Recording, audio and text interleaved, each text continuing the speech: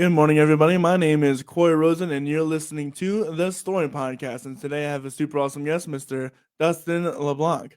Dustin LeBlanc is the managing director of the West Shore Theater in New Cumberland, PA. In his nearly 20 years working in the Central PA theater industry, he has served as artistic director of Pennsylvania Music and Theatrics, artistic director of the Carlisle Theater Company, and executive producing director of Keystone Theatrics at the Playhouse at Allenberry Resort in Boiling Springs. Dustin, how you doing today? I'm doing well. How about you, Corey? I'm doing great. You have an illustrious career and a lot of story to tell, and I'm excited to get into it. So, first question first: when did you start getting into, or what was it that sparked your interest in music and producing and production? Sure. So I grew up in a family where my father was a musician, so classic rock. So music was always a part of things. And then I guess for me, I just kind of went a little bit different direction. In fourth grade, against my will, I was thrust into a school play. I had never really had interest in theater at that point, but my teacher at that time was like, "You're going to be in this play." And I was, and I found that I loved it. I loved everything about, performing and whatnot. So I just kind of kept doing that. Was a part of school musicals and things like that. But I found I wasn't the typical, probably school performer who, just there having a lot of fun, very social. I would kind of sit out in the audience and watch the director work, watch all of the pieces come together. I was always fascinated kind of by the production elements, the lights, the sound, the sets, everybody working together. So as I, kind of went on in my career, I just kind of found these opportunities to explore those different areas, learn more about those different areas. And I was like, no matter where I go in life, I know I want to make theater a part of it. And Mm. over the past, 20 years or so, I've just been really lucky to have a variety of different opportunities in all areas of performance that really have helped me to where I am now. So let's go through that a little bit. You said as you were younger, you like the big picture things more than being involved as much. So you did it in fourth grade. Did you do it? You said you did it throughout high school, Yep. or So I got the bug in middle school. I think in seventh grade, our high school was doing Oliver, and I'm from Boiling Springs High School, so go Bubblers! Woohoo! The mightiest mascot around, the bubblers? bubbler. We have a children's lake there with a natural spring that bubbles, hence That's the why Boiling mascot. But Springs. yeah, Yeah. so Boiling Springs. But I digress. I just always think that's a fun story. I think we were on an MTV list of like the top 5 worst mascots at some point or something That's like that. But funny. yeah, we were like, no, we're cool, but anyway, so in seventh grade, our high school was doing Oliver, the musical, and they invited middle schoolers to audition. So I did. That was my first musical, and really, I just never looked back. I loved performing. I loved everything about it, from top to bottom. So as I went on, I did all the high school shows. I did some community theater productions, and then I went into education, and I love performers, the lifestyle that it takes to be a professional performer and traveling Mhm. around and picking up. It just I knew it wasn't for me, and I was always going to make theater part of my life, but that wasn't my path. So I went elementary education. I was actually an educator for 15 years, but then on the side, I was doing what I called my other full-time job that didn't pay the bills, but that I loved, which is the theater world, which anyone in the arts Has that understands. has that plan B, right? Yeah. But I got some cool opportunities. I was, in my teacher education program, but I had an opportunity for a good friend I had met in the theater world. She was directing an organization called Pennsylvania Youth Music and Theatrics.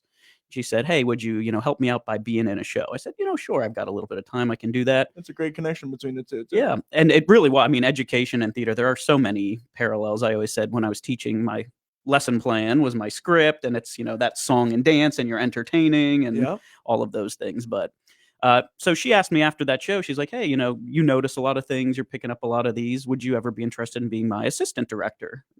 Honestly, directing was not a path I had considered at that point because I did like performing, but I loved watching everything else. But I thought, yeah, I'd like to learn a little bit more about this. So I served as her assistant director, and then she was pregnant at that point. She said, "Okay, I'm going to have to step away." And me not knowing anything, the board of directors was like, "Well, you're the assistant director, so that So means now you're the director." I was like, yeah, I am grossly unprepared. underqualified and totally unprepared for this, but sure, I'll give it a go." And it was with a youth group, so a little bit more forgiving. But I found doing that I really enjoyed it. And what I didn't know, I built a team around me that did know. Mhm. I people who've worked with me, they'll know you. When you first start out, you feel like you have to do a lot of things yourself, but really the success is the team and the people around you. Absolutely.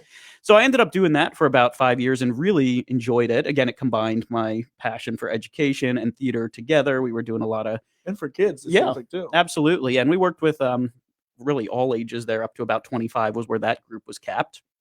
And then I had an opportunity from the Carlisle Theater in downtown Carlisle, beautiful, large Art Deco movie palace from 1940s. And they said, "Hey, we used to have this community theater program, and we'd like to see it kind of be reinvigorated. Would you be interested in doing that?" So I went to my team. I said, "Hey, what we've been doing has been successful with kids. I think it would probably work with adults and people of Right. all ages. So why don't we go and give it a try? It's got a really rich history. I love, growing up in Boiling Springs, Carlisle's just the next town over. So it was a really cool space, and they were trying to do lots of things. And I was really fortunate to go in there. We formed the Carlisle Theater Company, which was the all age branch. And we started out doing 2 shows. The first show we did there was Oliver, which was a link back to the first show I ever did, which was kind of a cool first, full circle moment for me, that my first full community theater show directing was the first show that I was in.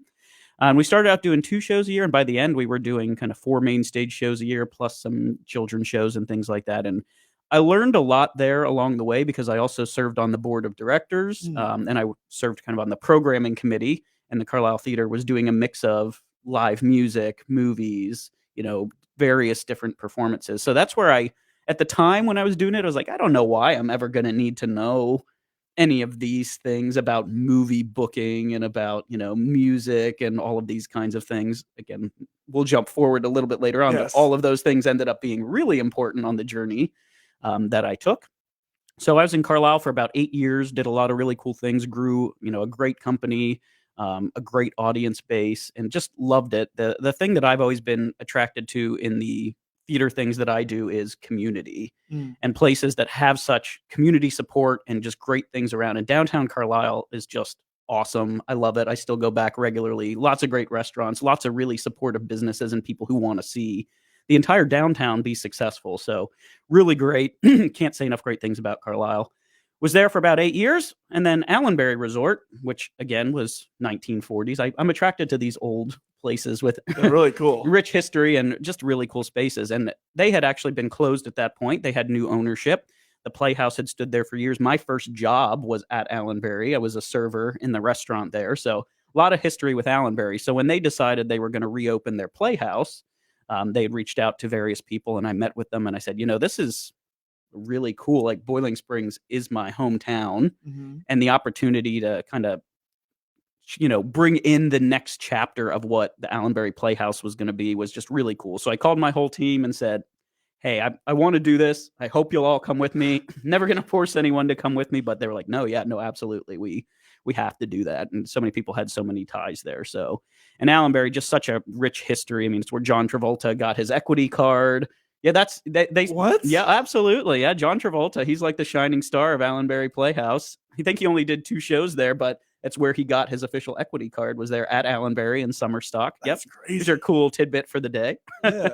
And it's such a gorgeous property. And I know we were chatting before we went on how you were just there to see it, but the renovations are gorgeous. Like, there's beautiful theaters everywhere, but the whole setting of it all. You're right there on the yellow breeches, beautiful old historic buildings. The new owners did just an incredible job of renovating it. So we're just so fortunate to be out there doing the plays and musicals. We're entering it'll be our 7th season coming up there now, and we do about 6 shows a year, 6 musicals, and then sprinkle in family series as well. So it's kind of just been that evolution. Again, during all of this, I was still full-time teaching for 15 years.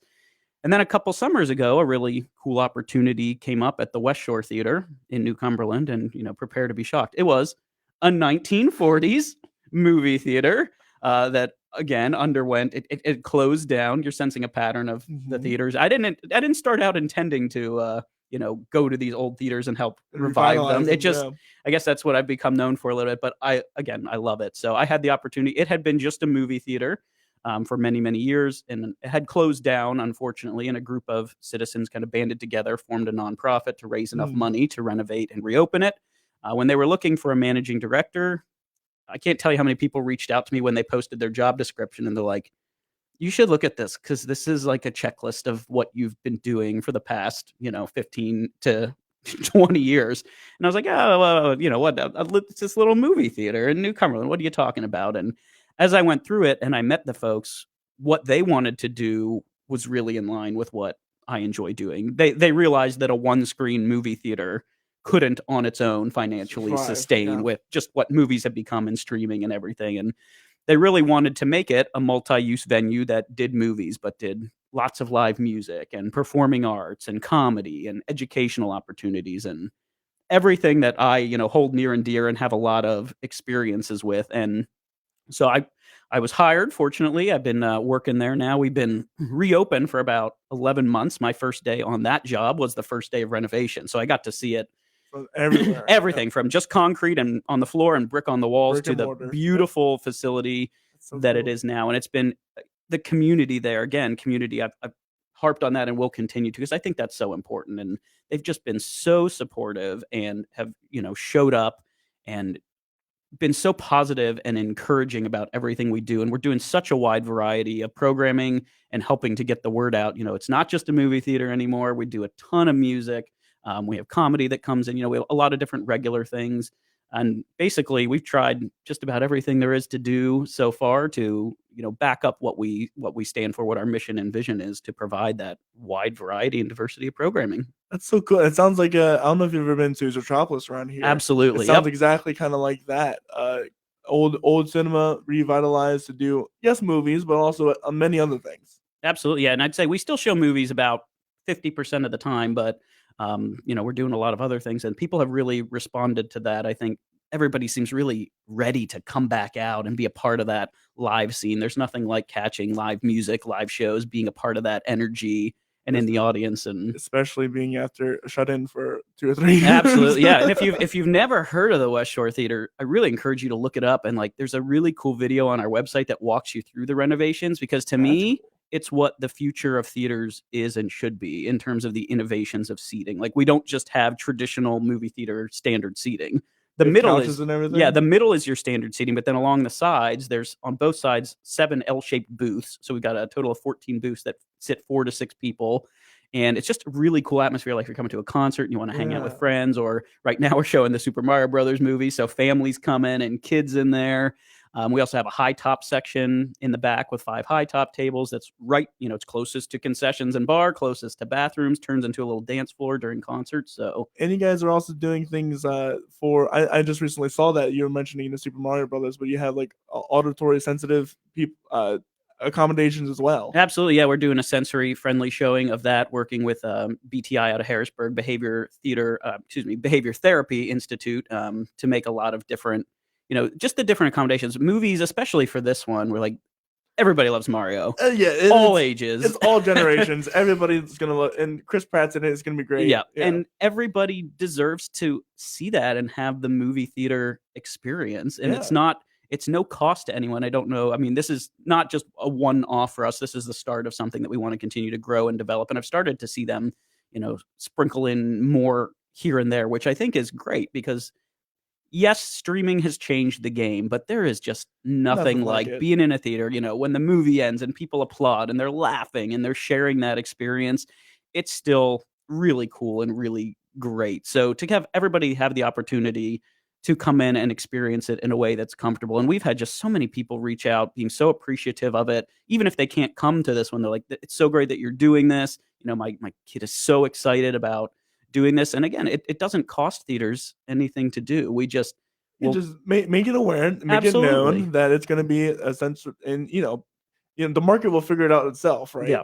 So why not do it? And people are like, oh, do you think anyone will come? I said, honestly, if a dozen people show up that couldn't go see the movie anywhere else, none of that's a success. Absolutely. At the end, it doesn't matter about money. It just matters that you gave somebody an experience that they will forever cherish. Yeah. And again, coming from an education background, this one, I mean, that's what I love everything we do, but to me, that's exactly what it's all about. Giving everybody that opportunity to just enjoy something and be a part of it and say, I went to Mario, I watched it on the big screen. It was great. And so there's a lot to unpack in the story. Yeah.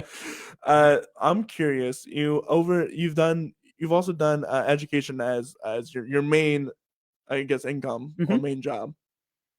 How has that influenced your impact for your theater job, or vice versa? Have you seen your education uh, flow into your theater, or have you seen more of your theater flow into your education? It definitely went both ways, but I think my education background, it helps me see things from a lot of different perspectives. I got my master's in school administration, so I had my principal certification too. Hmm. And I thought it wasn't something I ever wanted to use. I wasn't ever intending to be a principal, but those leadership skills and the training I thought would just help me carry through everything. And it really did. It helps you as a perspective when you're as a teacher, you're really, sometimes you're just so narrowly focused on what you have to do in your classroom and whatnot because you have to, that it's hard to see all the other angles and kind of the big picture when there's decisions you maybe don't agree with or don't see all sides of because you just don't have all of that information. So I feel like going through that administration training really carries over to me in my leadership style in the different organizations and how I approach the people that I work with and look at them as stakeholders and say, there's going to be sometimes I make decisions that people don't agree with, but I hope that I've gained their trust enough to know that it's coming from a place that I feel like it's the best decision that needs to be made, but also being transparent and, sharing as much of that as you possibly can, letting all stakeholders be a part of that. And I'm very, I like to have fun. I like to have a good time, but I also have a very high standard and expectation. And I think people know that. And if you set those expectations coming in and people know them, they're going to work harder to kind of achieve them and get there. On the other end, when you're teaching, I'm like, okay, all of these things that you do in theater just carry over. If It's I'm showtime. yep, Yep. if I'm doing my job, I have far less behavior issues if I'm entertaining up there than if I'm boring. So, but again, there's so many parallels. I think educators can really do anything. I will sing the praises of everyone in education to anyone who will listen because they work so hard and are so underappreciated sometimes.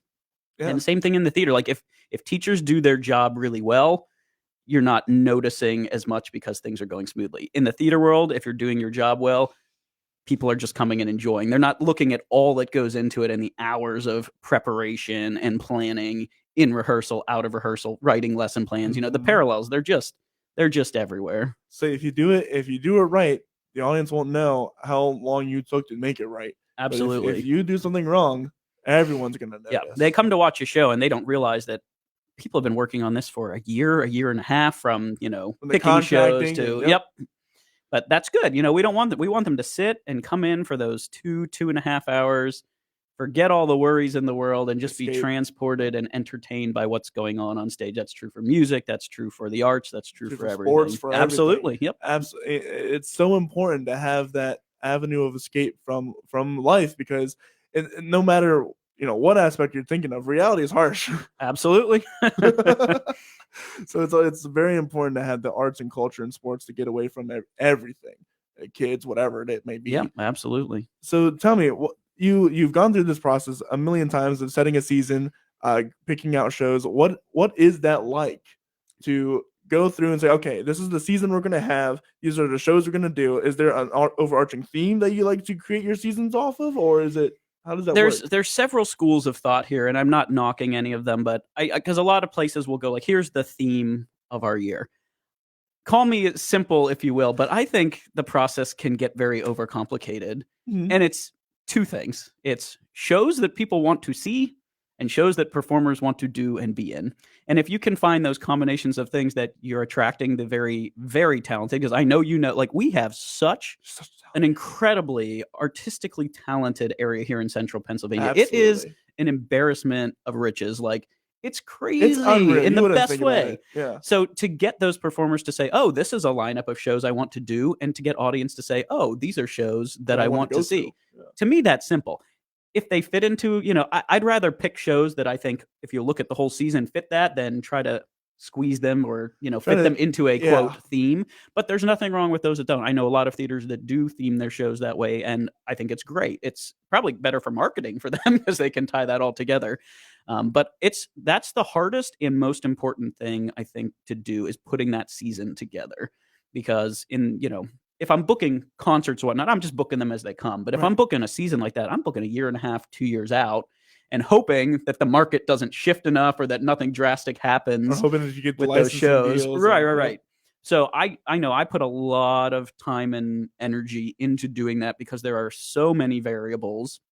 And I love having those kind of conversations about that, but it's one of those, you better be willing to really dive in because there's so many things that people, don't know and consider with shows and like, oh, you should do this show, this show, this show. Well, that's not available for this reason, or I can't do that as an amateur theater because this professional theater has it on their schedule, which means it's blocked for, restrictions or this or that, or hey, I know a couple people in the theater who've done this show and it didn't draw the numbers. So just a lot of those things to kind of think about, consider and think about. But to me, and I think one of my strengths and the strengths of my team have been choosing seasons and season planning. And for me, it's really funny. Like you'll go through, for me, the process starts with I make a huge list of every show that I think could fit in every time slot. And then you narrow from there and you get it and you're not happy. But something that's now, the past 5-10 years really for me, when it's the right lineup, it clicks. And you just know it. And we're actually getting ready to, the beginning of next week, release our next season, our 2023-24 season for Keystone Theatrics at Allenberry. And it was one of those, I had 5 of the 6 shows and I just couldn't get my finger on the 6th one. But then when you figure it out and it clicks, you're just like, all right, we're not touching it anymore. It's frozen. Make the artwork. Let's go. And then at that point, you just shift from the stress of it to, okay, now I'm just excited. Like you're excited to get it out, excited to have people react to it. And I think season planning has shifted a little bit, especially over the past decade. With as many theaters as there are in this area and options, I don't expect everybody to come to every single show that we do. There's so many different, great things happening in the area. So I try to put together a season where if you can look at our season and see 1 or 2 shows that you want to come to, that's a win. That's a win. And then I'm diversifying my audience. I'm building it. It's much more sustainable that way. Now, there are people who are like, I'm going to come to everything you do. That's great. We love you. But if someone can see, 1, 2, 3 shows that they want to come a season, that's great. And that's kind of how I approach it with West Shore Theater too, is how do you mix that programming up? What is that model that someone can look at my month and say, oh yeah, that's a movie I'm really interested in, or oh, that's a concert I really want to go to, or oh, I love comedy, I'm going to come see, these guys the second Sunday of every month. So I think it's finding that mix. And there are people out there who say, well, yeah, if you try to do everything, you're not going to appeal to anyone. But I think that's shifted and people really seem to enjoy, a variety of options. Give them options and say, we might not be the right one for you, but if you're really into this, then we are for that weekend. It's all about fitting into different niches nowadays. You had the heyday of, okay, this theater is known for this one specific thing. Sight and Sound does Christian musicals all throughout the year. That's still very much a valid business plan. Absolutely. But and their productions are incredible. They're absolutely incredible. they validate themselves for having that. Mm-hmm. But for something like a movie theater where you can just go get it on Disney Plus, you can get it on Netflix. It's going to be there on HBO Max next week. Yep. And you're already paying for that service. Why go out and pay an extra $30 to a movie theater and see something you can just see at the comfort of your own home? And granted, unless it's something like a gigantic cultural thing like Star Wars, mm-hmm. where you have to go see it in the movie theater because it's Star Wars. Yep. It makes unless you're putting on like old timey or you're creating a specific identity for yourself, you have to start diversifying or else you're gonna fail. Absolutely. And I say that all the time. I said, we reopened the doors in May, but if we had just reopened the West Shore Theater as a movie theater, we probably would have had them closed again by September. And that's not a knock on anyone involved with the project. It's just the way that it is. Movies are. And we have kind of the luxury of we can show first run brand new movies. We can do second run movies. We've done a lot of the nostalgia movies, which actually have done really well for us because I find that, yes, while all ages will still come to movies, the people who really resonate with them are the people who grew up with the movies. That used to be, spoiler alert, that used to be the only way you could see movies when they came out. Streaming wasn't an option like it is now. So they have that memory and then bringing, their kids or their grandkids and sharing that experience. It's been really cool to watch. And I think when we work in the entertainment industry, we're so lucky and we're so privileged because when they walk through the door, for the most part, they're already generally happy and excited. It's not like the DMV or retail where to impress people here in the music industry. As long as we don't screw up, they're also going to leave happy. Yes. So it's been really great, and I feel like that energy when people walk through the room that they're excited about being there, excited for what they're coming to see, and having a great experience. And having something like that gives you so much more room to do stuff with movies. For example, I know as Otropolis, they have a philosophy professor come in and they go and they dive deep into the philosophy of like Psycho or Vertigo or stuff like that. Absolutely. And they go into the filming technique about it. They make it into like mini lectures about it. You can do, and people will eat that stuff up if you give them the opportunity to do that. And they're going to enjoy seeing those iconic movies and in ways that you can only experience at a theater, and you just get some history, get some um, great insight into the movie, how it was made, etc., etc., etc. People are you can do a lot of really cool stuff. Plus, you like you said, you can extend it out into different styles, into music concerts. So how do you balance that as a theater? That's a great question, and it's still we've been reopened for 11 months, and I know when I first took the job, I told the board like it's going to take me 12 to 15 months minimum To figure it out. to kind of know what the balance is. We got to try a lot of different things, and we can't just try it once. We've got to have Gotta kind of experiment. absolutely, do a couple first run movies, do a couple second run, have lots of concerts so we can see, but starting to obviously see those trends. But I just look at it as if there's a major movie coming out that I know I want, we circle that on the calendar. We block out those 2 to 3 weeks because that's what you got to do for movies. Which we could have a whole nother hour-long conversation just about the ins and outs of movies because I've had to learn so much about it. But for a one-screen theater, it's really hard. If I'm going to do a first-run movie, a brand new movie, I have to be pretty sure it's going to be successful because I'm locked into it for 2 to 3 weeks. Which means, by contract? Yeah. So really? it's like for the Super Mario Brothers movie, for these 2 weeks, I have to show that movie. I can't do any other movies. I can't do things like that. And if my box office numbers are good, they can make me hold it over for a third week.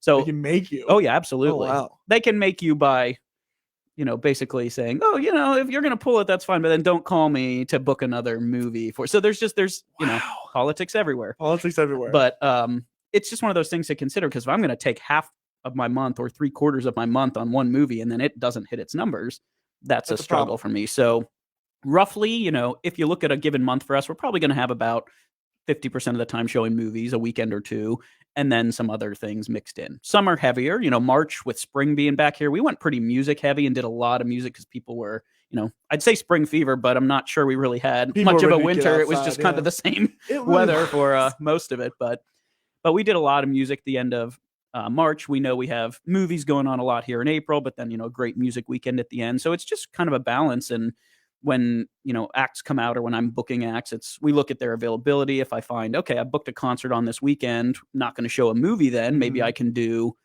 some other things, going on and mix it in. But every month is different. And to me, it's the stressful part, but it's also the fun part. Because when you get that whole month booked, it's solid. And it's been a learning curve for me because, like I said, in the theater world, I'm booking way out. Right. I know a year and a half advance.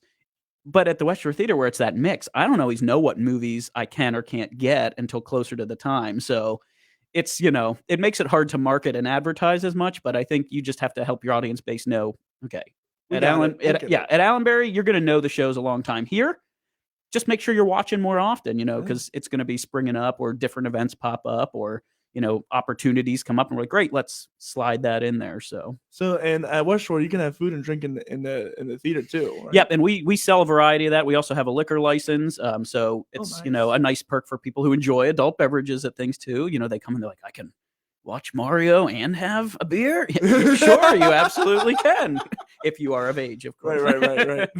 But yeah, so it's your basic.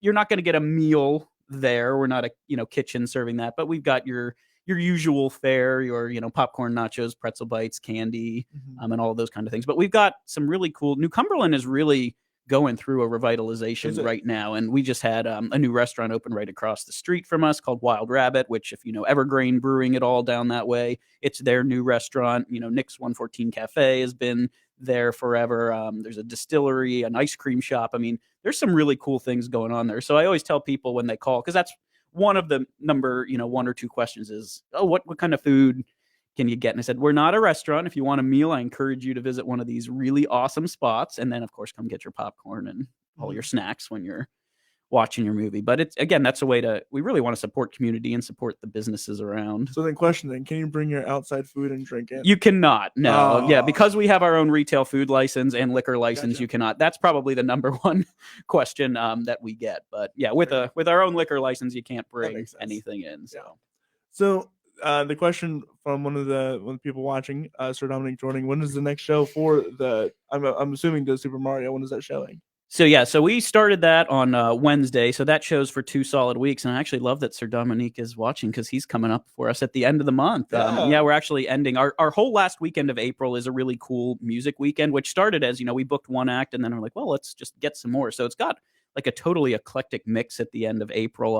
That last Thursday of the month, Eric Koala of the Uptown Band, he's bringing in, a show of his that's kind of Sinatra, Bennett, Darren. And then the next day we've got Colebrook Road, which obviously is awesome bluegrass. That Saturday night, the Maxwell Project, who was just inducted into the Central Pennsylvania Music Hall of Fame. So they're doing a concert Saturday. And then Sir Dominique is ending the month with us. We're doing an open mic for poetry earlier in the day. And then he's performing that night to kind of end Poetry Month. So even that is kind of a sample of the different kinds of things and genres that we're trying to do. Very nice. So I gotta know, what is it like to switch brains from a movie theater that does everything into a Playhouse? What is it like to do that? Yeah, it's sometimes I just I'm like, okay, what hat am I wearing today? But they say, they'll never take the teacher out of me. They'll never take the elementary out of me. People who come and see my office, my entire wall is a big whiteboard.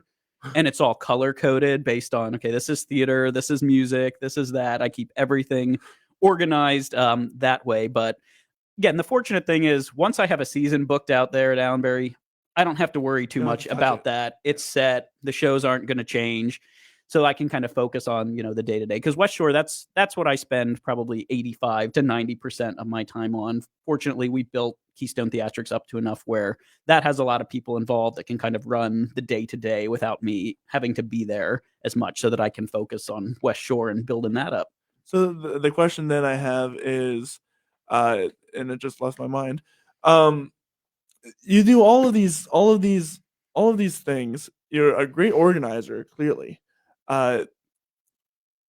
What is one thing that you want to bring to New Cumberland? You're trying to expand this culture. What are some of the things that you would really like to see happen with these different projects of yours? Yeah, and I think that's honestly what attracted me to the West Shore Theater was that opportunity that we were kind of a clean slate. We got to create what our identity was. We got to re-educate the audience on what it was and what a kind of performing arts space can be. And, I think a lot of people talk the talk and they say the good things and they put out mission and vision statements that sound really good on paper, but then they don't necessarily, back that up. So I know from day one, I told the board when we adopted that, I was like, we're going to do this.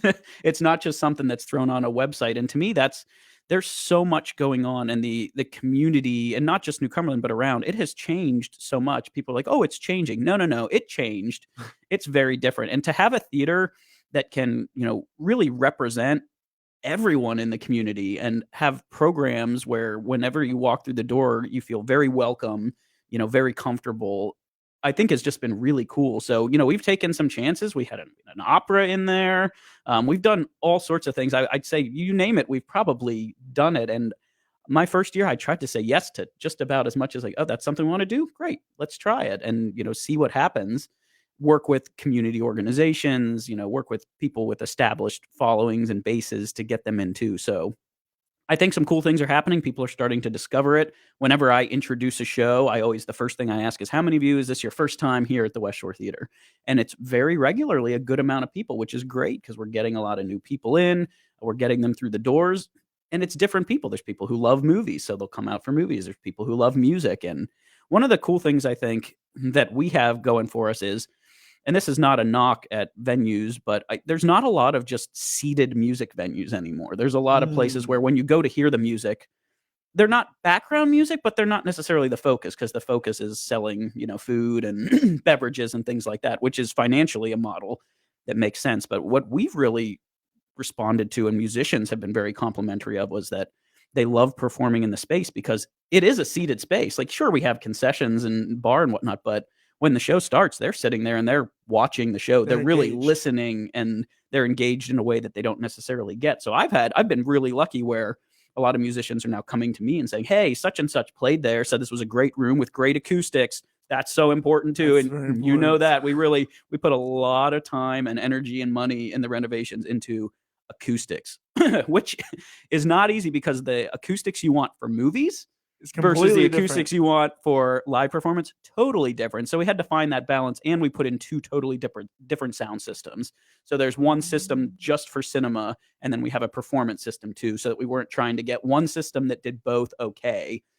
That's great. So yeah, and really, and I'm so appreciative when musicians or performers come in there and they recognize, the effort that's gone into making it an enjoyable room, because it's beautiful, but it doesn't matter if it looks good if it doesn't sound good. You're going to come once and say, no, I couldn't hear, the vocals over everything, or it's just too loud, too or bassy, too high-endy. yeah. Yep. But fortunately, we have not had that, and people have been really happy. And, you plot it all out on paper. Your technical folks do these really cool, colorful maps that, tell you what your room's going to sound like, and you hope they're right.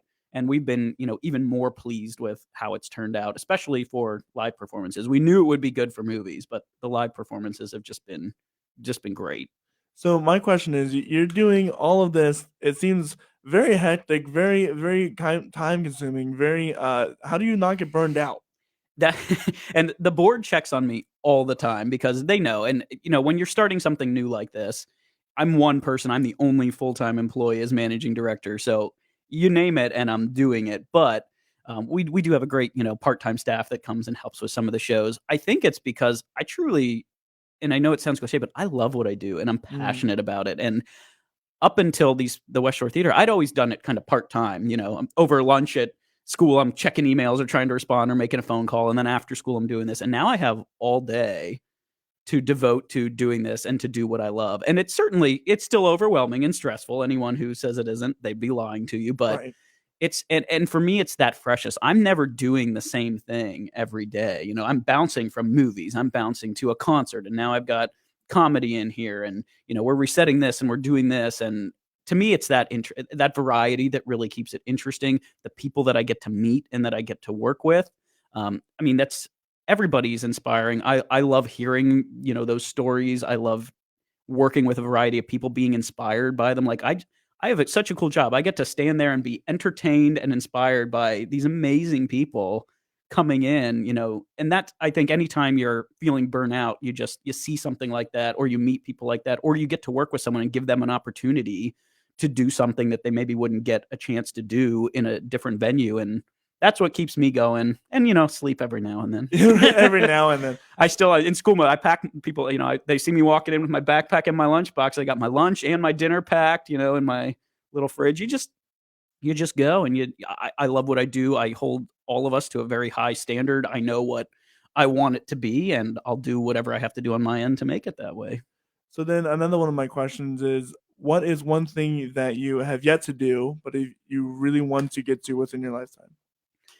Oh, that is a great question. And it's so funny because, when people ask you, what's your 5-year plan or this, that, nobody's 5-year plan that they say Hands out. has ever actually, I don't want to say ever, but for the most part, Yeah. is not what you expect. It's just, life has a way of doing that. So I don't know. I think, honestly, once this is all said and done, I love ice cream. Ice cream is my vice in life. Anyone who knows me will know that. So what I want to do is not all related. When I'm done with all this, I just want to own an ice cream shop, a little ice cream shop somewhere, scoop ice cream and make people happy. That's what I want to do. And it will happen. It will happen. So are you still teaching, or are you? I am not. No, Okay. When the West Shore Theater came up, that is now my full-time job. And I love that. Education never leaves me, though. The organization of it, the passion of it, the contacts, all of those kinds of things. And a lot of the people I employ part-time come from the theater or education world, because I know, you're really busy working, but sometimes you want to pick up a few extra hours. So you need someone flexible who understands that. You want to do one night a week? Great. You have 2 nights a week? Great. A little way to help income while doing something fun too. So then my next question is, what is just forgot it again. All right, so here it is. What you've worked with youth, you've worked with adults. What are some of the differences that you've noticed trying to teach or manage either one? I think there's more parallels, believe it or not, than there are differences. Obviously, the approach is a little different depending on the ages you're worked with, but it all comes down to the climate and the culture that you create. And I think if you are creating, that climate that performers are coming into and they know that their time is being used efficiently, that they're being respected. I said community theater performers, like, bless them, because you're not getting paid most of the time. You're actually paying because you're driving, you're paying for gas, Time. you're going out after show, all of those kinds of things. So it's a huge, huge commitment. And if you want to show, if you're making that commitment, we want to make sure we're using your time efficiently. You're having fun while still putting on, a show of the caliber that you want it to. And I think that's really what it comes down to is at the end, was this worth your time commitment? Did you gain something out of it? And everybody does theater for different reasons. And I think honoring that, but knowing at the end that the product is great, but I think that the days of the ends justify the means are over or should be over, because if it's a miserable experience for a great show, that's what was done. Right. Exactly. So that's something I know that I try to work with people who understand that and know that when you hear Keystone Theatrics or when you hear West Shore Theater, and you're getting involved with it, you're getting involved with good people that's going to be worth your time, a good experience, and that you're going to be valued, appreciated, and respected from the moment you walk through that door to the moment you leave. Right. We're going to go into a time of questions that I like to ask all of my guests. So if you in the audience have a question for Dustin, please be sure to leave it in the comments, and we'll definitely get around to it. So the first question I have, you probably have a bunch of these, but what is one of the funniest or worst things that ever happened on stage during a show? What have you? So there's many of them, but I'll jump with the first one that comes to mind. And it was at Carlisle. And back behind Carlisle is the Gingerbread Man, which is a bar. And we were doing Willy Wonka Jr. So it's a bunch of kids. Yeah. And, when kids are walking there, there's not a true backstage crossover. So we would use, to get from the dressing rooms, you walk around outside around the building. So, of course, we had adults who would make sure they were supervised at any time. So about 16 to 18 Oompa Loompas, fully painted kids as Oompa Loompas. They were walking, around the corner. It was evening performance, and they walk around, and someone had probably had maybe a few too many adult beverages at the Gingerbread Man, turns the corner, kind of stumbling, and sees in full makeup 16 to 18 Oompa Loompas. And I can't recreate it, but he did one of those where you kind of jump back, start, and was like, oh, am I seeing things? Am I hallucinating? And just kind of was mumble something under his breath, I need to stop drinking, and wandered away. And our adults who were with him just thought it was the funniest thing. So we still, when we think about that or recreate it, that's always been an absolutely hysterical offstage story. On stage, I remember being on headset one time. We were doing Guys and Dolls, and the stage manager's like, I don't want you to panic, and anytime your stage manager starts with, I don't want you to panic, you're panicking. You're about to panic. And she's like, the newsstand, it's elevated way up in the air. It's not supposed to. We didn't have any fly rig. Apparently, there's a bar that one of the backdrops was hung on that when it went up, caught through the newsstand and took it up with it. So I'm like, okay, not going to panic, but don't let anybody stand anywhere near or underneath that. It should be really secure, but not a chance we're going to take it. And as soon as we could close the curtain, we're like, close the curtain, get that thing down. So just lots of those little... funny. And there's a million of those stories, and I love sitting around with theater people telling those stories, but those are the two that come to mind first thing. It's so funny because I have one of my own, and I love to tell it all the time. Here at LBC, we got the chance to do Sight and Sound's Roof. One of the first time a Sight and Sound performance is done off stage of Sight and Sound. And there's a scene where there's a boat scene, and we have a little motorized boat, and it goes around the stage as they're talking or whatever. And it just so happened that this boat caught the curtain rope. And if it had not been, it would have taken the curtain down. Yeah, oh, absolutely. So here I noticed it, and I'm trying to fight for my life against this motorized boat pulling it, and the guy on the boat's like, what is going on here? trying to make it go, and I'm like, no, stop. But thankfully, the person, thank God to Brianna, now Wilhelm, who was the narrator and kind of out of the scene singing about whatever, she just as calmly as ever, as graceful as ever, because you kind of have to. Yep. Just calmly, whoop, and I fall back because the tension's released, and I'm like, oh, thank God. Yeah. And everything's fixed and solved. But that was one of the most terrifying moments. Yes. For me, at least. Bless those performers though who are aware and see these things going on and can do something about them without breaking character. We've also seen performers who are like, oh, there's something on the stage there that shouldn't be there. I'll just whatever. It's like, no, get rid of it. Yeah, right. Yeah, right, exactly. So up next, what is one of the best pieces of advice you have ever been given?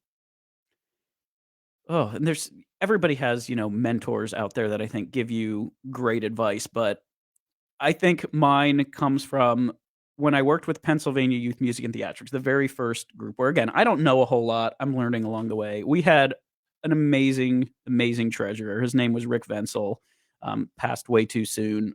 But his words always stick with me because he's like, Dustin, everybody overcomplicates this. He's like, you know what makes it successful? Butts in seats. Butts in seats.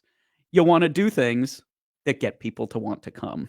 That's right. And there's lots of ways to do that, but ultimately it's knowing your audience base and what they're going to come and see. So when I'm questioning like, oh, should I book this? Should I do this? How does this look? Sometimes I just reduce myself to those words. I'm like, what's going to get people there? What do people want to see?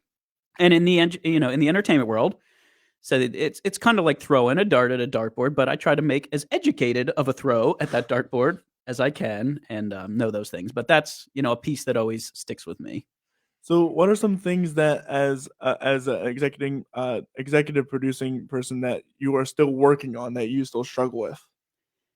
I think it's finding all of that balance and what the right balance and what the right mix is. And when I go into every day, I have a plan of what that day is going to look like for me and what the to-do list is going to do, but also knowing that most likely that's going to blow up at some point or something's going to sneak in. It's going to take. So finding the time to balance, for me, okay, I need to be working on booking acts, but I also have day to day to do. And, I've got to go up and change the marquee too. And I've got to go, pick up concessions or an order for this or that. So that time management, I think, is always a part when there's just so many things to do and kind of prioritizing. But, I've grown out of the stage where I'm like, oh, I didn't get everything done. This day was a failure. No, whatever you can get done and the rest can wait until the next day.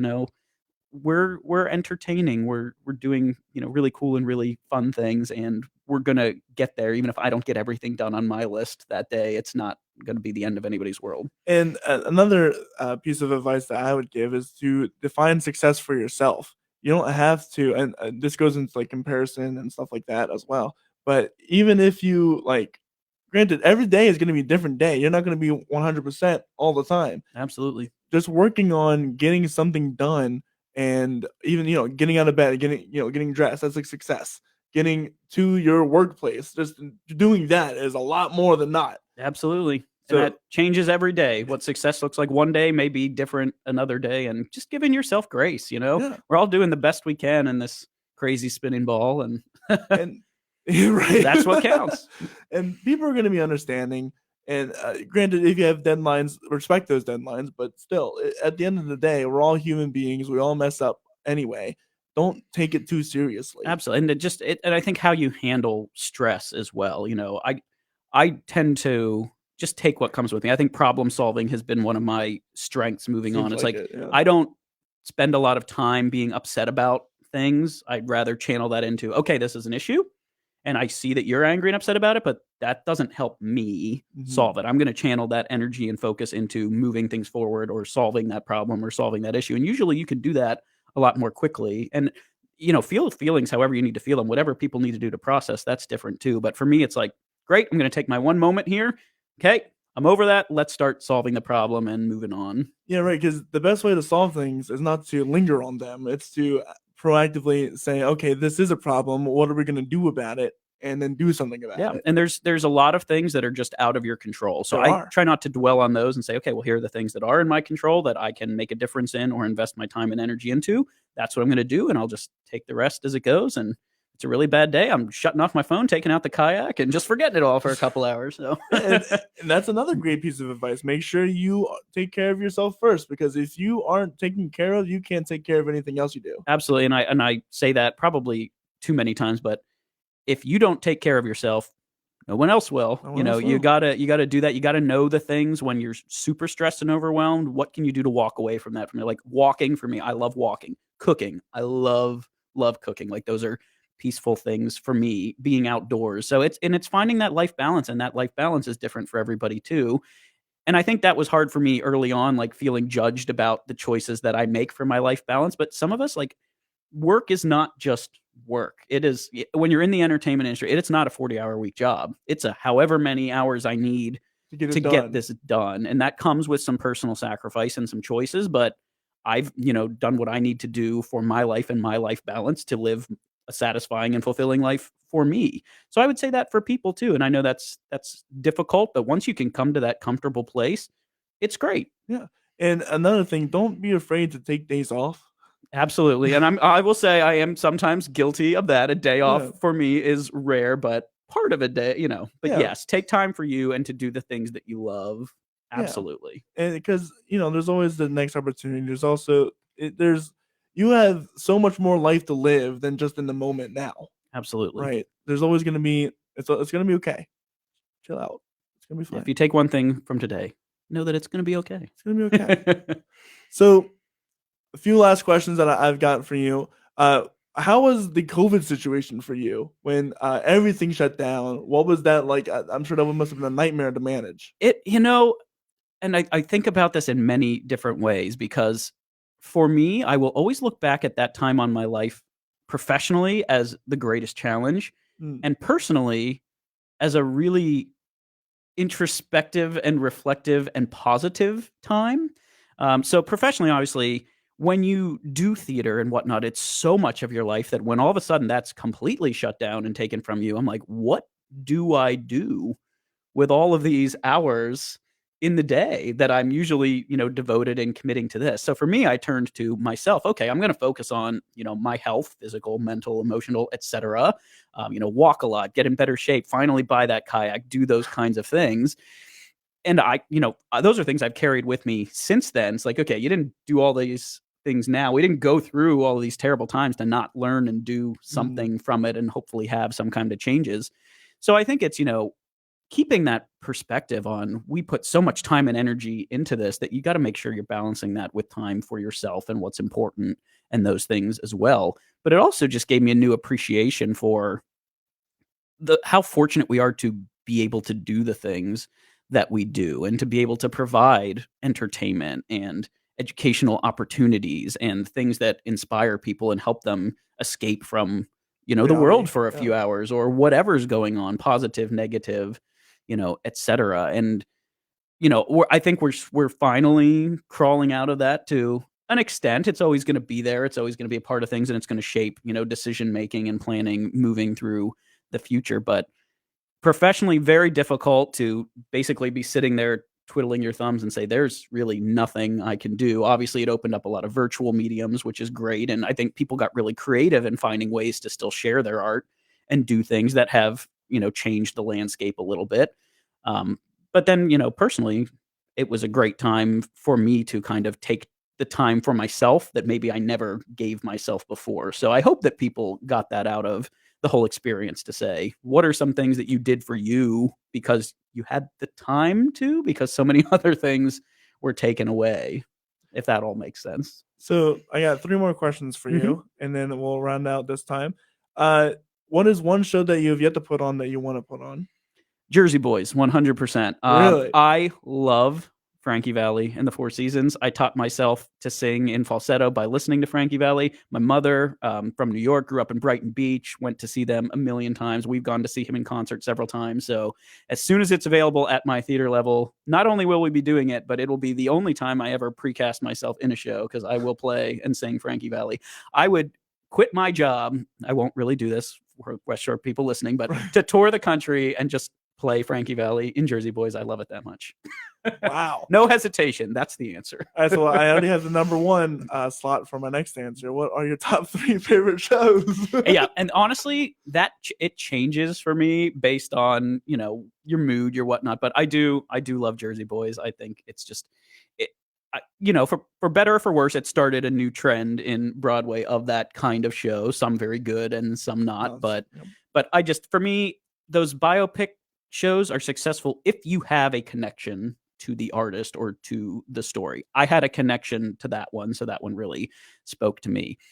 Again, they change, but one that's always up there for me is Joseph and the Amazing Technicolor Dreamcoat. Really? I think it's such a great and fun introduction to theater for people of all ages. It's light, the whole different genres of music styles. It's just, is it award-winning, script and plot? No, but it's just fun. It's one of my first theater experiences where I just watched and was like, yeah, that's really fun. That's something that I would want to do. It's like your first ever Rodgers and Hammerstein. Yeah, absolutely. All those things that stick with you. And I don't know, third, there's so many good ones to choose from. I don't know. I really like Monty Python Spam-A-Lot too. I remember seeing that on Broadway and just thinking this is the funniest thing ever. I've directed it once. I've been in it once. So just that variety there, I think, shows you my eclectic tastes in music and shows. And if you ask me tomorrow, that list would probably change too, because there's just so many things out there. I like to see everything. If I'm not working, if I have a day off, most likely you're going to find me in New York, seeing shows, because that's just what I love to do and be inspired by that. Going back to the burnout, I think if you're burnt out by something and you can go and see, what you love in your craft at the highest level without being involved. Exactly. Just sitting there and be like, okay, yep, this feeling that I'm feeling right now, this is why we do what we do, because we want to make other people have that feeling and experience it. There's just nothing like it. So, last question: where can people find you at? What's coming up for West Shore and the Playhouse? Absolutely. So, yeah, like I said, next week we're getting ready to release our next season at the Allenberry Playhouse, and it's going to be a really good one. It's a nice mix of, we got an area premiere coming, we've got a mix of contemporary and classics, some comedy, some more, I would say mostly in the comedic vein. We don't get real deep into things there. There's a lot of theaters doing some really great and meaty drama, and we let them kind of do their things and put on the shows and musicals. But I'm very excited about that. I wish I could tease it out a little bit more, but they'll just have to check that out next week. And then at West Shore, we've got run of the Super Mario Brothers movie going on now. The end of the month, we've got that really great weekend of music, and then in May we have our 1-year anniversary coming up. So we've got a lot of really cool things planned. We've got a great mix of music coming in there too. We've got some national improv comedians coming down, so just some really cool things. Uptown Band will be there. Our local New Cumberland band, Martini Brothers, are coming in. The Big Fat Meanies from this area, yes, they're playing for us on Cinco de Mayo. We're calling it Cinco de Meanies. It's going to be a lot of fun. Rascal Revival is going to be cycling in. So we've got some really cool things. And I think that's the neat thing about West Shore theaters. You never really know. Like if you come and look, you're going to see something different all the time. So we want people to kind of keep up on that and checking out what we're doing, because there's some really cool things. Yeah, no, those even some of the Sir Dominic Jordan, great friends of the show, Big Fat Meanies, RJ Conrad with Rascal Revival. Absolutely. That's a great lineup. I might even head over to see Absolutely. those. Please do. Come visit anytime. My name is Corey Rose, and this is the Story Podcast. WestShoreTheater.org? Yep, WestShoreTheater.org and Keystone Theatrics. And then what else for the Playhouse? Is there a website for that? Yeah, I mean, if you go to Allenberry's, you're going to find it, but it's just basically KeystoneTheatrics.com is where you can find our information. Well, you can find me and my podcast at CoreyRosenProductions.com. That's CORYROSEN Productions.com. We're doing some really cool things upcoming. We're starting our Songwriter Studio, and that is a show where we're getting 3 to 4 artists from around the area into this studio, and we're going to create a song underneath an hour. And that's awesome. Yeah, and it's going to be ready. The goal is to have it ready to go to a studio somewhere and record it and get it out. And that's something I'm really excited for, because like you said, it's all about community and working together. And there's some great talent in this area, and I just want to see what we can come up with. The creative process like that's going to be fascinating. Yes.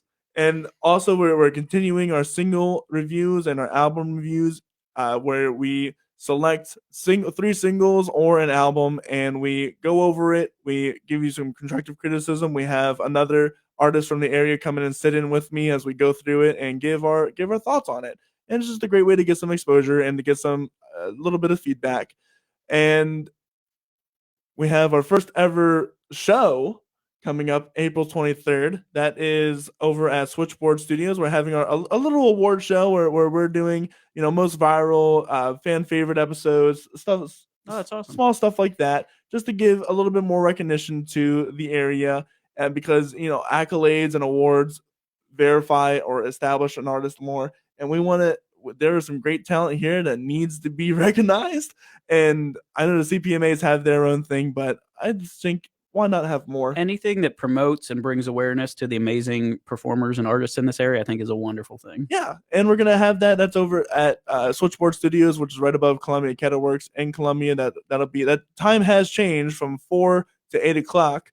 And there'll be nice food, drinks. Obviously, bring your cash, and there'll be a 1 hour jam session afterwards, so you can get the jam out with all your favorite artists. And up next, we have a lot of people coming up this tomorrow. We have Colt Wilbur of the Colt Wilbur country band. He's a country artist in the area, and I get to learn more about him and his music. This Monday, we're having Amber Nadine. She's an acoustic act, and she's coming in, and we're going to talk to her about her projects and everything she's got going on. This Tuesday, we got a choreographer, Cody Ross, coming in, and he's an incredible person who does work here at the college and does work over at many of the high schools areas. So we're going to learn about what it's like to teach students how to dance, because there's a whole philosophy. That'll be in fascinating. That. Yep. And then this next Saturday, we have Home is Where the Art Is, where they are trying to do a collective where they're bringing songwriters in, and we're doing song circles, and they're creating a nice little venue for the local artists to gather and share the music. And they're just starting up, so we get to see what the startup process is like and all the big plans that they have. And with all that said, I hope you have a wonderful rest of your day, and we will see you later. Bye.